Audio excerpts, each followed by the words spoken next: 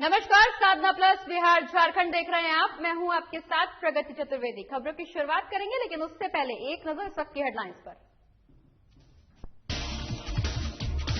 बिहार में जल्द होगा पहला औद्योगिक निवेश। बेगूसराय में 500 करोड़ की लागत से लगेगी फैक्ट्री। उद्योग मंत्री शाहनवाज हुसैन ने दी जानकारी। सहरसा में आरजेडी ने किया धरना प्रदर्शन। बेरोजगारी और महंगाई को लेकर किया गया प्रदर्शन। प्रदर्शन के दौरान कई आरजेडी नेता मौके पर रहे मौजूद।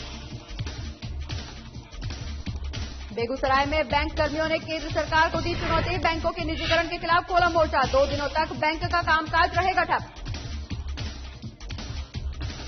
मोकामा में दिवंगत कांग्रेस नेता शिवशंकर की पहली बरसी की तैयारियां हुई शुरू। बरसी को यादगार बनाने के लिए की जा रही तैयारियां। कई नेता मंत्रियों को भेजा गया आमंत्रण। चलिए, खबरों की शुरुआत बिहार की राजनीति से करेंगे, जहां बिहार की राजनीति में रविवार का दिन सियासी संडे साबित हुआ। पिछले कई सालों से एक दूसरे के प्रबल धुर विरोधी रहे नीतीश कुमार और उपेंद्र कुशवाहा एक हो गए हैं। आपको बता दें कि बिहार विधानसभा चुनाव 2020 के बाद से ही ये कयास लगाए जा रहे थे कि अपने परंपरागत वोट के बिखराव के बाद ये दोनों नेता एक साथ आ सकते हैं। वहीं अब जनता दल यूनाइटेड में उपेंद्र कुशवाहा की पार्टी राष्ट्रीय लोक समता पार्टी का विलय हो गया है, जिसके बाद मुख्यमंत्री नीतीश कुमार ने खुद उपेंद्र कुशवाहा को जेडीयू की सदस्यता दिलाई है।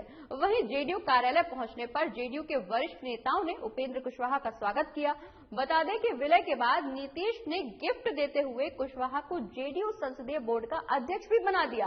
आखिर मुख्यमंत्री नीतीश कुमार और उपेंद्र कुशवाहा ने हम आपके हैं कौन से हम साथ साथ हैं तक का ये सफर कैसे तय किया, देखिए इस खास रिपोर्ट में। लंबे समय से चल रहे तमाम राजनीतिक कयासों का आखिरकार अब अंत हो ही गया है। बिहार में लवकुश समीकरण के 2 बड़े नेता नीतीश कुमार और उपेंद्र कुशवाहा की पार्टी एक हो गई है। दरअसल बिहार विधानसभा चुनाव में जहां एक ओर उपेंद्र कुशवाहा की पार्टी को करारी हार का सामना करना पड़ा था, वहीं जेडीयू का भी प्रदर्शन काफी निराशाजनक रहा था। विधानसभा चुनाव के नतीजे आने के बाद से ही उपेंद्र कुशवाहा ने जेडीयू के प्रति नरम रवैया अख्तियार कर लिया था। कुशवाहा का नीतीश कुमार के प्रति प्रेम खुलकर सबसे पहले तब छलका जब तेजस्वी यादव ने सदन में नीतीश कुमार पर व्यक्तिगत हमला बोला। वहीं अब जब जेडीयू में आरएलएसपी का विलय हो गया है, तो उपेंद्र कुशवाहा का कहना है कि वो हमेशा से ही नीतीश बाबू की राजनीति के मुरीद रहे हैं। राष्ट्र और राज्य के हित में बिहार में समान विचारधारा वाले लोगों को एक साथ आना चाहिए और उपेंद्र कुशवाहा के मुताबिक ऐसी स्थिति वर्तमान राजनीति की मांग है। इसलिए राष्ट्रीय लोक समता पार्टी ने नीतीश कुमार के नेतृत्व में जेडीयू के साथ विलय का फैसला लिया है, जिसके बाद अब नीतीश कुमार और उपेंद्र कुशवाहा ने हम आपके हैं कौन से लेकर हम साथ साथ तक का सफर पूरा कर लिया है। वहीं विलय के बाद मुख्यमंत्री नीतीश कुमार का कहना है कि हम सब पहले भी एक थे और आज फिर से एक हैं। हम मिलकर बिहार के विकास के लिए काम करेंगे।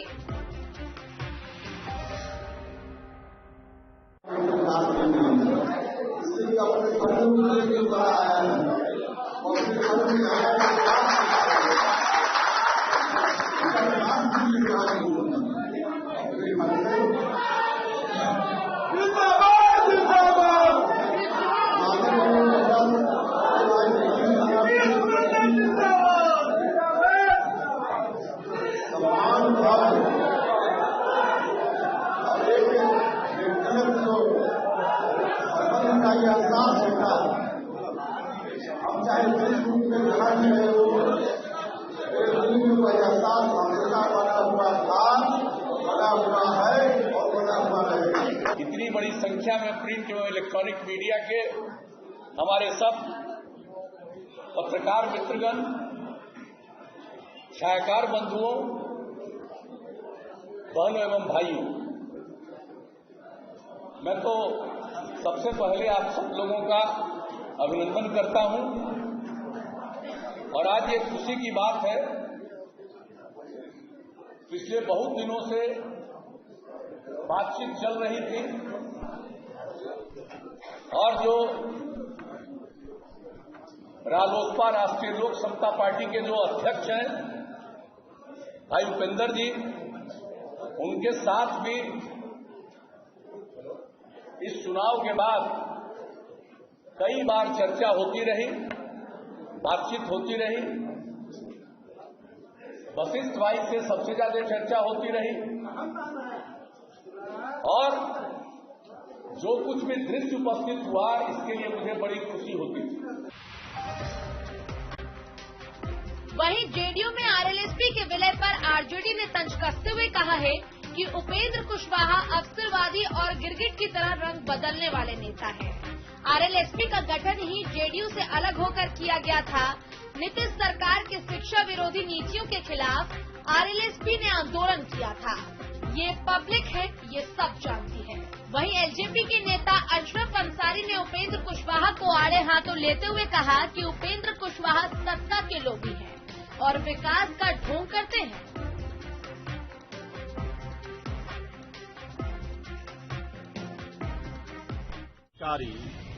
चुनाव के पहले उनके पार्टी के प्रदेश अध्यक्ष भूदेव चौधरी जी थे कि नहीं, वो हम लोगों के साथ आए, टिकट मिला, आज विधायक भी हैं। अभी प्रभारी प्रदेश अध्यक्ष थे कि नहीं वीरेंद्र कुशवाहा जी, तो सारे लोग उनकी पार्टी के आरजेडी में विलय कर चुके हैं। अब आदरणीय उपेंद्र कुशवाहा जी नहीं, अब सिर्फ उपेंद्र जी वहां जेडीयू में साथ गए हैं। पूरा कुशवाहा बिरादरी तो आरजेडी के साथ विलय कर चुकी है। ये चुनावों में जनता ने जिनका लय बिगाड़ दिया, उन दोनों का विलय हो रहा है। क्या फायदा एक 3 नंबर की पार्टी एक का, तो सबको पता है। आज राष्ट्रीय लोक समता पार्टी का जेडीयू में विलय हो गया है। इसका मतलब उपेंद्र कुशवाहा जी का अध्याय स्वतः समाप्त हो गया। ये वैसे लोग हैं जो सत्ता के बिना नहीं रह सकते। ये सत्ता लोलूप लोग हैं और विकास का ढोंग करते हैं ये लोग। इन लोगों को जनता खुद हिसाब कर देती है। बीते चुनाव में 6 दलों के गठबंधन से ये चुनाव लड़े थे। जनता ने इनको इनकी हैसियत बताई और 1.5% वोट भी नसीब नहीं हुआ। और आज नीतीश कुमार जी तो बहुत ताकतवर अपने आप को महसूस कर रहे होंगे, बहुत खुश हो रहे होंगे। तो हम आग्रह करेंगे नीतीश कुमार जी से कि अगर इतने ही मजबूत हो गए हैं तो आइए चुनाव के मैदान में जनता हिसाब कर देगी। नीतीश जी, रचकारी बटोरने से जंग नहीं जीती जाएगी और ये जो फूके हुए कारतूस के दम्भ पर आपको जंग जीतने का जो ख्वाब है, ये चकनाचूर हो जाएगा।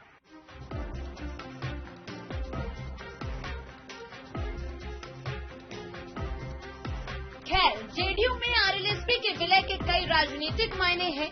इस विलय की पटकथा लोकसभा चुनाव के बाद से ही लिखी जाने लगी थी, जिस पर मोहर बिहार विधानसभा चुनाव के नतीजों ने लगा दी।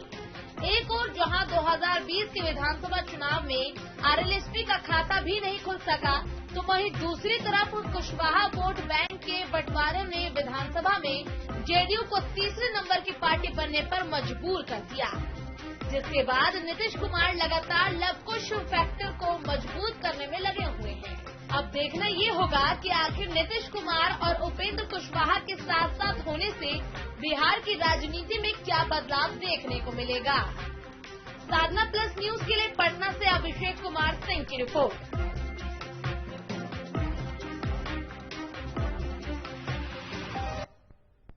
तो बिहार की राजनीति में कुछ समीकरण देखने को मिल रहा है। आपको बता दें कि बिहार की राजनीति में उपेंद्र कुशवाहा को मुख्यमंत्री नीतीश कुमार का साथ मिल गया है, जिसके चलते जेडीयू में अब आरएलएसपी का विलय हो गया है।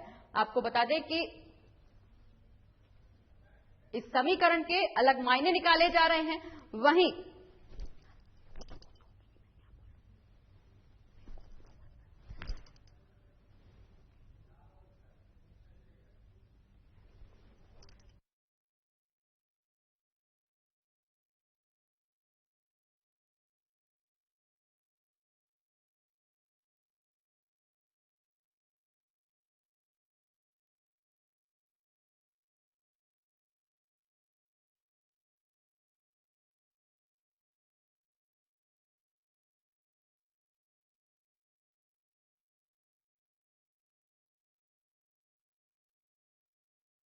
होने वाला है। वहीं बेगूसराय में 500 करोड़ की लागत से फैक्ट्री लगने वाली है, जिसकी जानकारी आज बिहार के उद्योग मंत्री शाहनवाज हुसैन ने दी है। उन्होंने बताया है कि पेप्सी एंड कोको का पहला निवेश आया है, जिसके चलते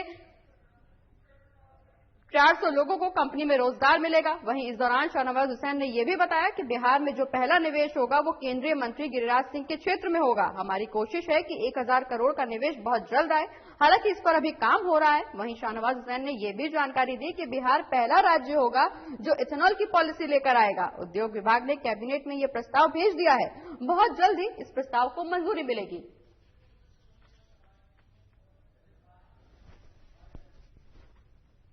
गन्ना उद्योग मंत्री जी ने बहुत विस्तार से जवाब दिया है। जवाब जब भी कोई मंत्री देते हैं, नेता प्रतिपक्ष का भी सम्मान है, लेकिन जो उद्योग मंत्री हैं उनका भी सम्मान है। और ये कह देना कि कैसे लोगों को मंत्री बना देते हैं, ये नेता प्रतिपक्ष के मुंह से शोभा नहीं देता, क्योंकि इस तरह की भाषा की मर्यादा नहीं टूटनी चाहिए। गन्ना मंत्री जी ने बहुत विस्तार से जवाब दिया। जो चीनी मिल की सारी जमीन थी वो बियाडा को उद्योग मंत्रालय को ट्रांसफर हुई है, तो उद्योग मंत्रालय को जब जमीन ट्रांसफर हो रही है तो उस पर एक नई पॉलिसी बनने जा रही है। बिहार पहला राज्य बनेगा जो इथेनॉल की अलग से पॉलिसी लाएगा। ऐसे तो जो हमारी औद्योगिक नीति 2016 है वो है ही, लेकिन हम लोग इसको भी एक अलग से इथेनॉल पॉलिसी ला रहे हैं। जल्द ही कैबिनेट में वो प्रस्ताव हमने भेजा है, जल्दी कैबिनेट में इसकी सूचना आएगी। और इसी के साथ खबरों में आगे बढ़ेंगे, लेकिन फिलहाल रुक रहे एक छोटे से ब्रेक के लिए। ब्रेक के उस पार भी बिहार झारखंड की तमाम बड़ी खबरों का सिलसिला रहेगा जारी।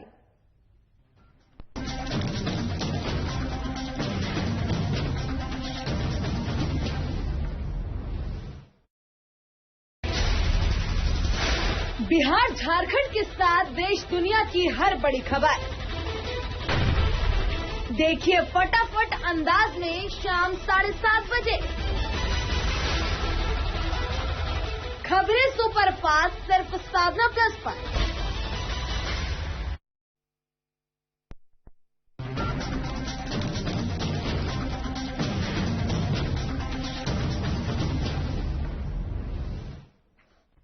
और ब्रेक के बाद एक बार फिर से स्वागत है आपका। खबरों में आगे बढ़ेंगे और अब बात सहरसा की करेंगे, जहां आरजेडी ने एक दिवसीय धरना प्रदर्शन किया। आपको बता दें कि बेरोजगारी, महंगाई और गिरती कानून व्यवस्था के खिलाफ आरजेडी ने यह प्रदर्शन किया है। वहीं इस दौरान केंद्र और राज्य सरकार के खिलाफ जमकर नारेबाजी भी की गई। जानकारी के मुताबिक नेता प्रतिपक्ष तेजस्वी यादव के आह्वान पर युवा आरजेडी ने स्थानीय स्टेडियम के बाहरी परिसर में यह धरना प्रदर्शन किया।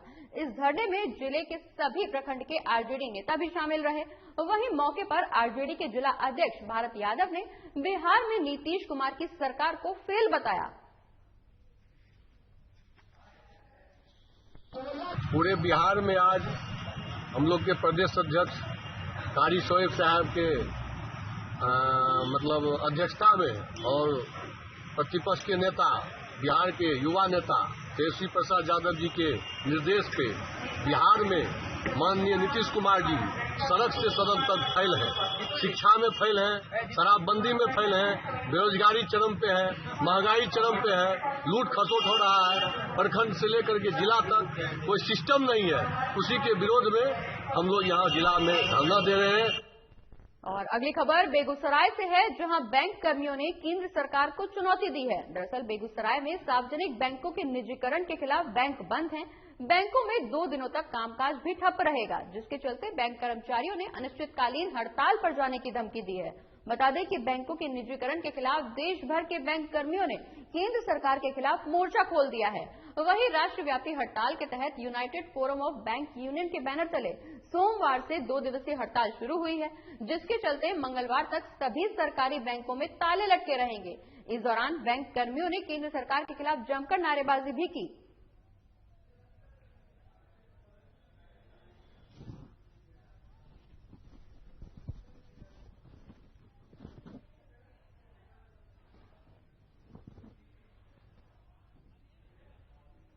बता दें कि जमशेदपुर में भी United forum of bank union के आह्वान पर आज से देशव्यापी बैंक हड़ताल शुरू हो गई है। बता दें कि 2 दिनों तक चलने वाले इस हड़ताल में झारखंड में ही 8,000 करोड़ का नुकसान होने का अनुमान लगाया जा रहा है। गौरतलब है कि बैंकों के निजीकरण और समायोजन के खिलाफ करीब 9 लाख कर्मचारियों ने केंद्र सरकार के खिलाफ आंदोलन चलाया है। इसी कड़ी में 15 और 16 मार्च को बैंकों में हड़ताल की जा रही है। वहीं बैंक यूनियन का दावा है कि केंद्र सरकार की इस पॉलिसी से 95% उपभोक्ताओं को नुकसान उठाना पड़ेगा। वहीं बैंक यूनियनों ने ऐलान किया है कि अगर केंद्र सरकार कर्मचारियों की मांगों पर विचार नहीं करती है तो आने वाले दिनों में अनिश्चितकालीन हड़ताल की जाएगी।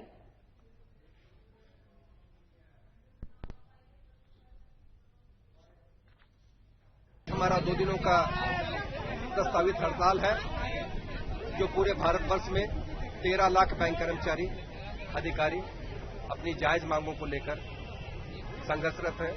हमारा 14 फरवरी से लगातार चरणबद्ध तरीके से आंदोलन जारी है और इसमें हमारा सहयोग सेंट्रल ट्रेड यूनियन के लोग कर रहे हैं, LIC और GIC के लोग भी कर रहे हैं। सरकार की गलत नीति के कारण बैंकिंग सुधार के नाम पर जिस तरह से सरकार बैंक को बेचने की साजिश कर रही है। बढ़ते आगे, जहां जामताड़ा में भी 2 दिवसीय राष्ट्रव्यापी बैंक हड़ताल का असर देखने को मिल रहा है। बता दें कि United forum of banking union के आह्वान पर 2 दिवसीय बैंक हड़ताल की जा रही है। जिले में कई बैंकों की 69 शाखाओं के 260 कर्मचारी हड़ताल पर हैं, जिसके चलते सुबह से ही बैंकों में ताला लटका हुआ है। इस दौरान SBI की मेन ब्रांच के सामने सभी हड़ताल कर्मियों ने धरना दिया और अपनी मांगों को लेकर नारेबाजी भी की। वहीं संघ के नेता नीरज कांति खां ने कहा कि बजट में वित्त मंत्री की तरफ से 2 बैंकों के निजीकरण की बात कही गई है, जिसके विरोध में 2 दिवसीय हड़ताल की जा रही है और अगर मांगे पूरी नहीं होती हैं तो बैंक कर्मी अनिश्चितकालीन हड़ताल पर जाएंगे।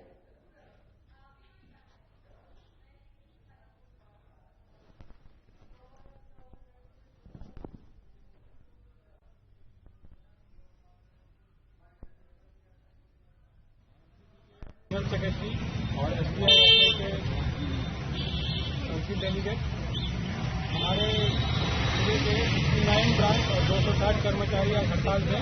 इस दौरान 60 करोड़ का व्यवसाय का नुकसान होने की उम्मीद है और हमारी मेन मांगे ये है, जो बजट सत्र के दौरान वित्त मंत्री द्वारा जो 2 सरकारी बैंकों का प्राइवेटाइजेशन का प्रस्ताव रखा गया, उसी के अगेंस्ट में हम लोग हड़ताल किए हैं।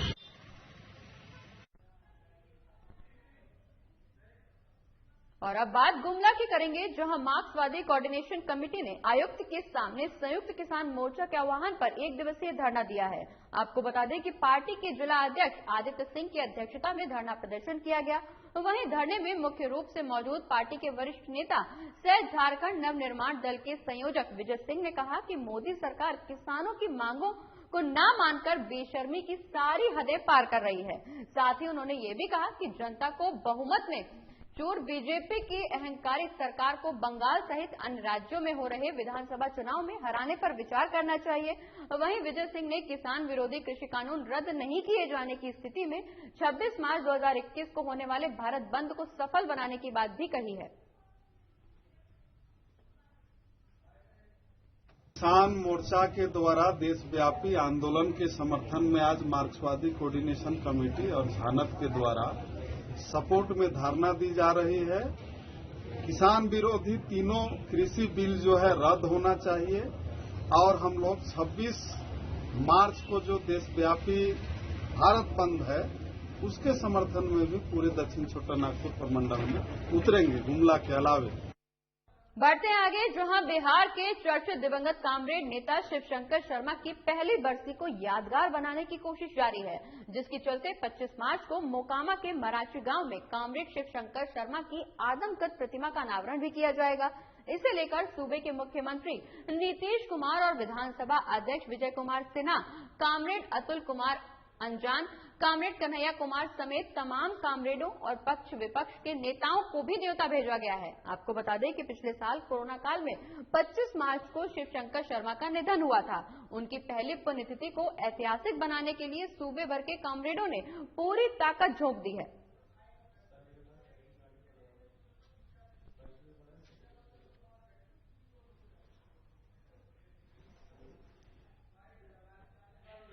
स्वर्गीय कामरेड शिवशंकर शर्मा शुद्ध मार्क्सवादी चिंतक थे और उनकी पहचान पूरे बिहार के स्तर पर थी। उनका निधन पिछले वर्ष 25 मार्च को हो गई और उसी 24 मार्च को ही लॉकडाउन लग गया। और रात में उन्होंने यह कहते हुए सोने का काम किया कि अब भारत में सब पटपटा जाएगा, बड़ी भारी मृत्यु होगी, लोग भूखे मरेंगे। और अगली खबर कैमूर से है, जहां मोहनिया थाना परिसर में एक अजीबोगरीब मामला सामने आया है, जहां थाने में जब्त शराब को प्रशासनिक आदेश के बाद रोलर चलाकर नष्ट किया गया। साथ ही थाने के गेट के पास शराब की बोतलों को तोड़कर शराब को नष्ट किया गया। जब लोगों ने पुलिस के जवान, डीएसपी और दंड अधिकारी को इस तरह से शराब नष्ट करते हुए देखा तो वहां लोगों की भीड़ जमा हो गई। वहीं इस दौरान मोहनिया डीएसपी रघुनाथ सिंह ने बताया कि जब्त शराब को नष्ट किया जा रहा है। शराब की ज्यादा बोतलें नहीं होने के चलते थाना परिसर में ही शराब को नष्ट किया गया। डीएसपी ने यह भी जानकारी दी कि इस दौरान कुल 260 लीटर शराब नष्ट की गई है।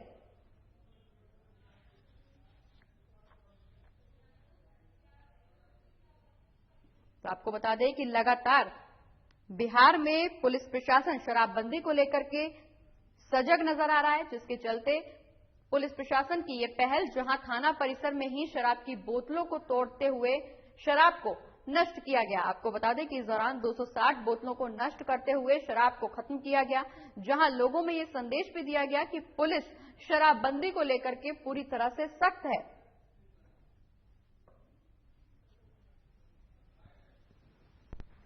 थाना के अंतर्गत है जो बरामद हुई थी पिछले महीना के अंदर ऑर्डर लेके कितना शराब है? 2-3-4 केस है, बहुत ज्यादा मात्रा में नहीं।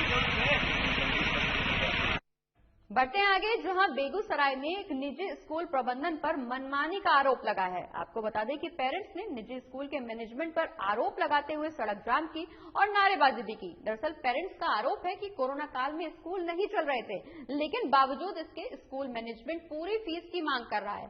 वहीं इस मामले को लेकर जब भी पेरेंट्स ने मैनेजमेंट से बात करने की कोशिश की तो मैनेजमेंट इस पूरे मामले में बात करने के लिए तैयार नहीं होता है, जिसके चलते पेरेंट्स ने आज मैनेजमेंट के खिलाफ विरोध प्रदर्शन किया है।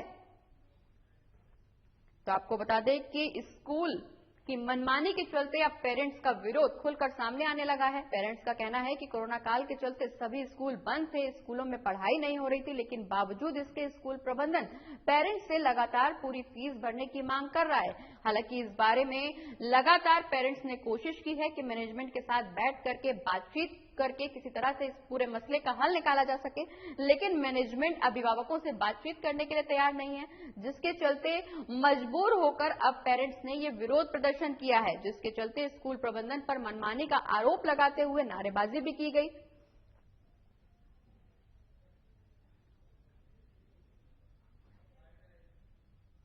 माफी के लिए उससे निवेदन कर रहे हैं, लेकिन उसको एक नहीं लिया जा रहा है।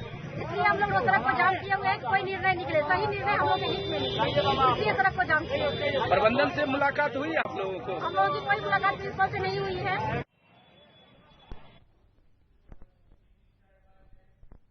और झारखंड विद्यालय रसोइया संयोजिका संघ सिमडेगा इकाई की बैठक हुई है। आपको बता दें कि बैठक परमवीर एल्बर्ट इक्का स्टेडियम में की गई, जहां बैठक की अध्यक्षता जिला सचिव संध्या देवी ने की। वहीं इस मौके पर जिला सचिव संध्या देवी ने कहा कि राज्य सरकार ने चुनाव से पहले रसोइया संयोजिका के स्थायीकरण और वेतन बढ़ाने का वादा किया था, लेकिन आज तक न तो स्थायीकरण हुआ और न ही सैलरी बढ़ाई गई। साथ ही उन्होंने ये भी कहा कि राज्य में हमारे जितने भी विद्यालय रसोइया संयोजिका हैं, उन्हें वेतन बढ़ाकर न्यूनतम सरकारी दर दी जाए। इस दौरान जिला सचिव ने कहा कि अगर हमारी मांगे पूरी नहीं होती हैं तो आंदोलन किया जाएगा। तो आपको बता दें कि सिमडेगा में रसोइया संयोजिका संघ की बैठक हुई है, जहां रसोइया संयोजिका की तरफ से यह मांग की गई है कि राज्य सरकार ने उनसे चुनाव से पहले यह वादा किया था कि चुनाव के बाद उनके वेतन में वृद्धि की जाएगी। साथ ही उनके स्थायीकरण का भी वादा राज्य सरकार की तरफ से किया गया था, लेकिन चुनाव हो चुके हैं, बावजूद इसके राज्य सरकार इनकी न तो वेतन वृद्धि पर कोई ध्यान दे रही है, न ही स्थायीकरण पर सरकार की तरफ से कोई ध्यान दिया जा रहा है, जिसके चलते आज परमवीर एल्बर्ट इक्का स्टेडियम में बैठक की गई, जिसमें मांगे रखी गई कि सरकार वेतन बढ़ाए और बढ़ाकर न्यूनतम सरकारी दर उन्हें दी जाए। हम लोग का बैठक का विशेष उद्देश्य है कि हमारे झारखंड सरकार श्री हेमंत सोरेन जी बोले थे चुनाव से पहले कि आप लोग का 15 सूत्री मांग है, वो मांग को हम पूरा करेंगे। लेकिन हमारी मांग जो 15 सूत्री मांग है वो जहां का तहां ही रह गई है। हमारी कोई मांग अभी तक पूरा नहीं हुई है और हमारा विशेष मांग है कि जो सरकार तो हम लोग को मानदेय नहीं देती है, प्रतिदिन के हिसाब से 42 रुपया देती है। 42 रुपया में परिवार चलने वाला नहीं है सर।